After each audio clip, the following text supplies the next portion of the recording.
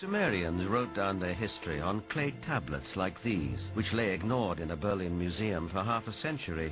Few people have been able to decipher this ancient language, but one of them is Zechariah Sitchin.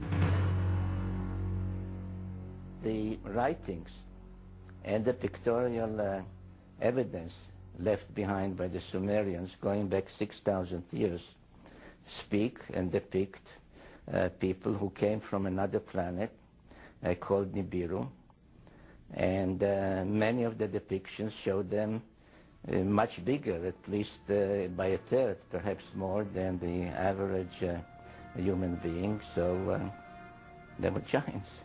This Sumerian cylinder seal from a Berlin museum is astonishing for several reasons.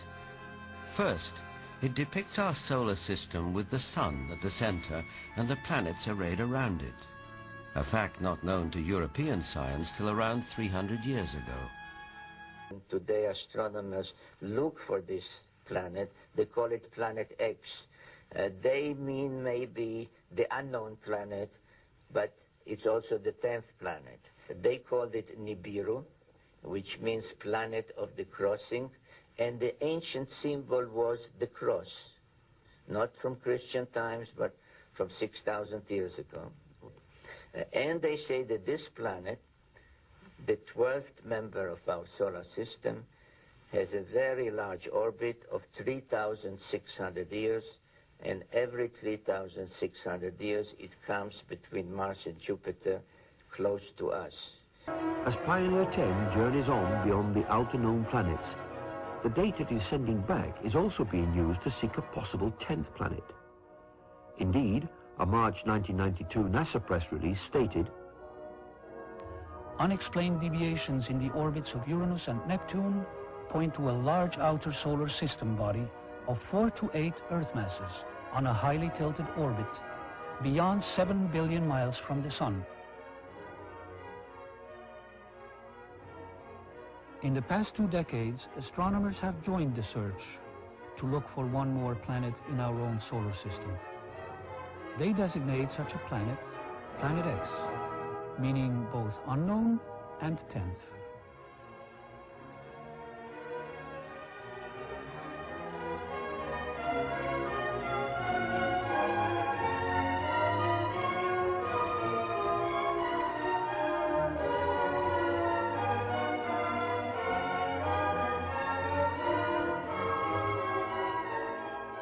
Maybe you wish to tell us in a few minutes the nature of those discoveries.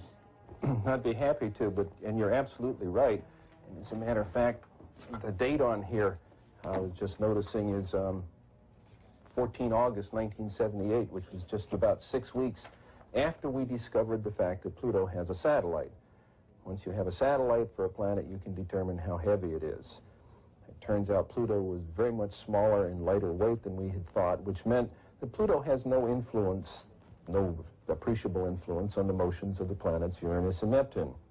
At that point, we voiced the hypothesis that this means that there is at least one yet to be discovered planet in the outer reaches of the solar system, and this naturally led directly to you and your interest in what we're doing, and that's when you sent me this book.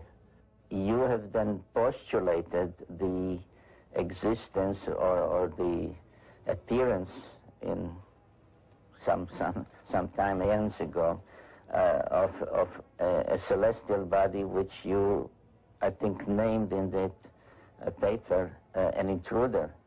Yes. Which may have collided with or somehow turned on their side both Uranus and Pluto.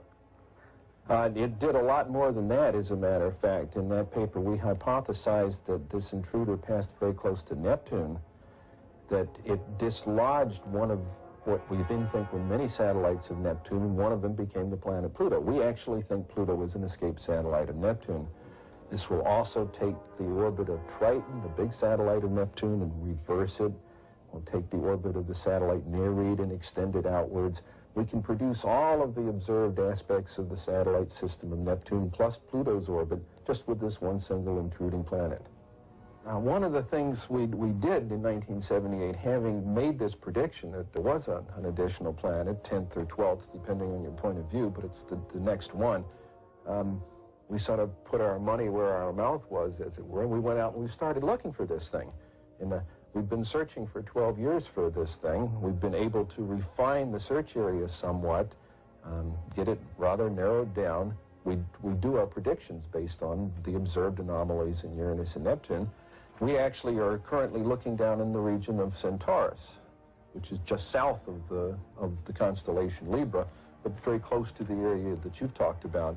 I think, Dr. Harrington, you have a pretty good picture, at least in your own mind, of what we are talking about, a big planet, a small planet.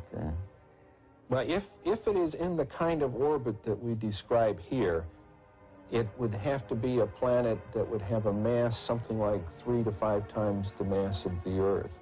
This would put it intermediate between the gaseous planets like Uranus and Neptune and the terrestrial planets that we have in the inner part of the solar system. So if this planet turns out to be in a 3,600-year orbit, then its mass would be correspondingly larger. But we're talking about something it's a perfectly reasonable kind of planet. It looks like a good, nice planet, small enough that it's not going to be completely enveloped in gas, so it's perfectly capable of supporting life forms of one kind or another. This one here is a map of the solar system as we know it. The inner planets, this is the orbit of planet Pluto, and this here is the orbit that I have proposed for the 10th planet, and here's where we think it is right about now in its orbit. This is your orbit for the planet, and showing that it would come out of Sagittarius in biblical time, and that once you allow for precession, it would be around into Libra by now.